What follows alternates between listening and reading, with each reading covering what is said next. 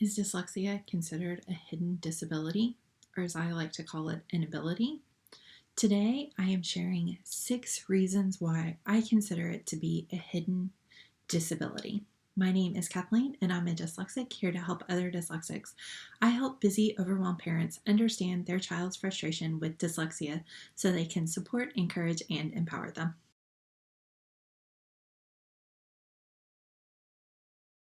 Dyslexia is hard. Most of the time, I paint a picture of dyslexia as easy. And lately, I've been reflecting on that, and it's really not. It's hard. And most of the time, most people don't understand why dyslexia is so hard, but it is. And lately, I've been feeling really good about my dyslexia. But if you were to rewind or talk to me when I was growing up or in high school or just graduated, I had a totally different perspective on dyslexia than I do right now. And so we're going to take kind of that perspective and we're going to talk about why dyslexia is considered a hidden disability.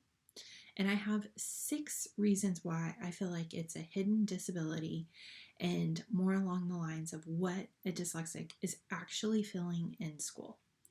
So let's jump into it. The first reason is nobody sees the fear. Like, we can hide it. We can hide our dyslexia. We can hide it. But one of the things is nobody can see the fear.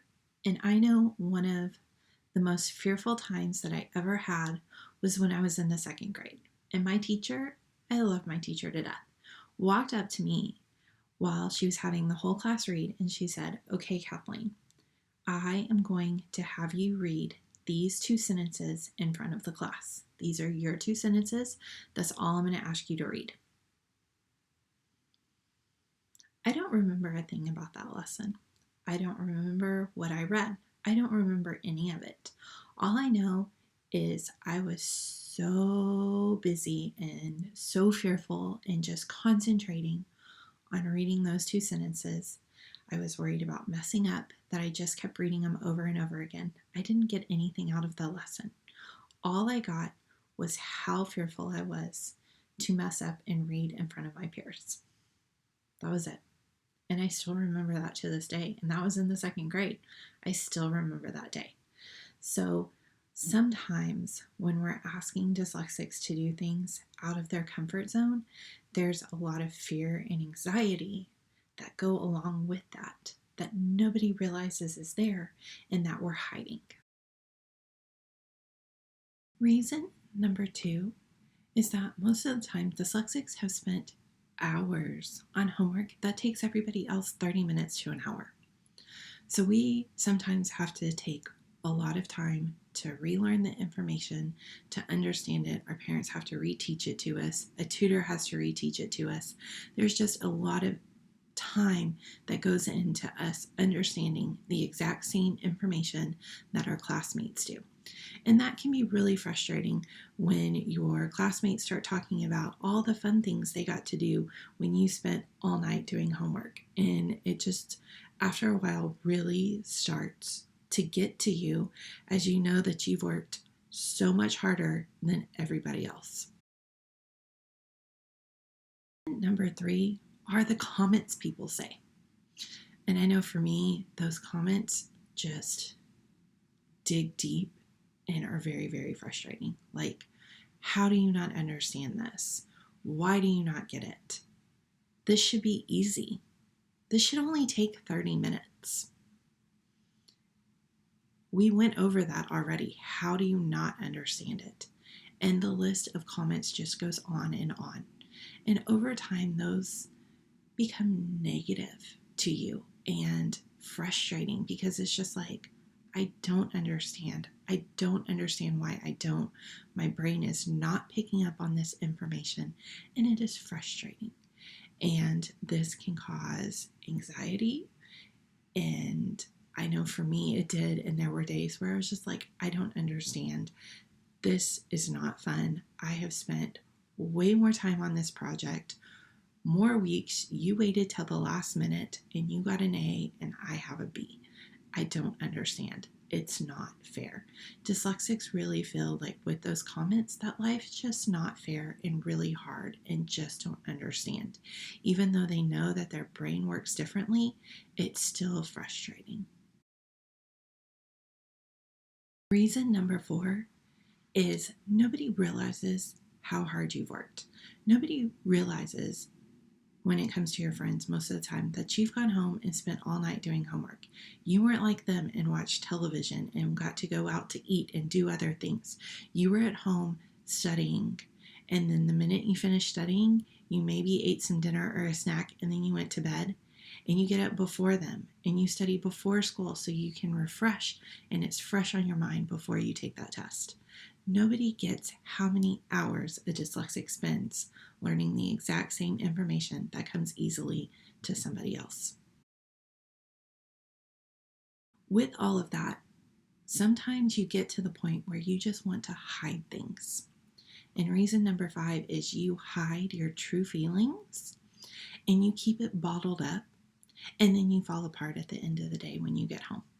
I know this happened to me countless times. This happened to me in junior high when I went to a private school about dyslexia.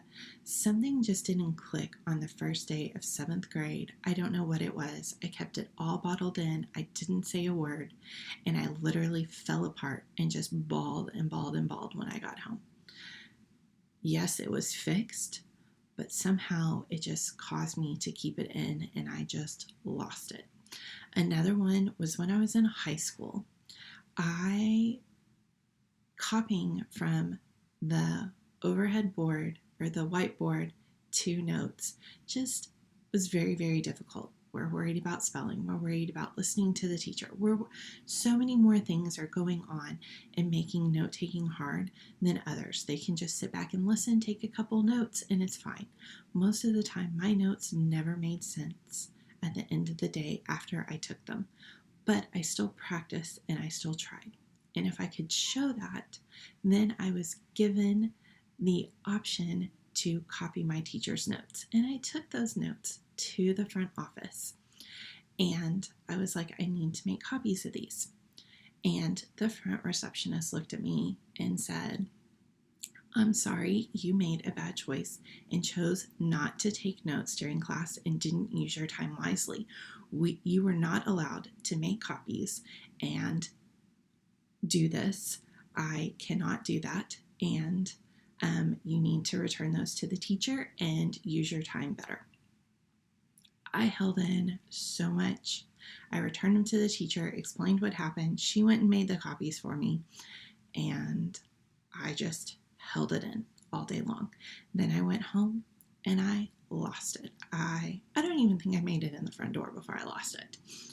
And just bawled. It was awful. And I called my mom, explained what happened. My mother jumped in the car, went to the school, and fixed the situation for me. And so it was then decided that yes, I was trying, and they even came and got my science notebook to prove that I had tried and showed the principal what was going on. And so it was resolved, but I would have to go in and explain that I'm Kathleen Landreth. I'm here to make copies. Well, the lady knew after that not to say that to me because everybody got a lot because it was just so much. And as you can tell, I'm still emotional about it to this day. So yes, there are certain things that affect us and that just stay with us and create these memories of dyslexia is not fun. So as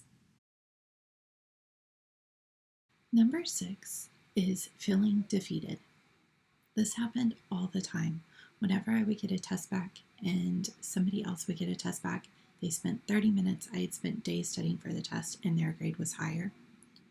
Any time that I put so much energy and effort and time into learning things and my classmates could do it in half the time or 30 minutes was just a huge buster. It was definitely a self-esteem booster for me. Definitely played into why do I have this? Why am I going through this? And definitely disliking dyslexia. It was so frustrating, and it hurt my self-esteem. It hurt my self-confidence.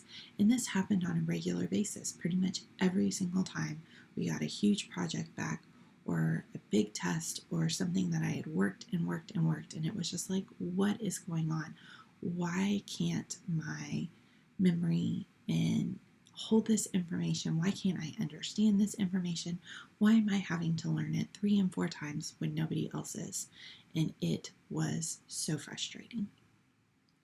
I hope you're starting to see a more clear picture of dyslexia, that there are positive sides, and I love talking about the positive sides, but there are also other sides, the hidden side, the frustrating side, the side that most people don't talk about and realize that there's so much more going on inside with struggles that we don't talk about, we don't reveal, and it's hard.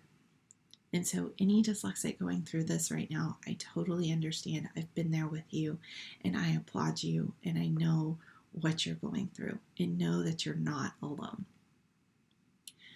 I hope you found this information useful. I have more information about dyslexia coming out in the next few weeks. If you did like this video, go ahead and give it a thumbs up and subscribe to my channel. I can't wait to see you in the next one. Bye, guys.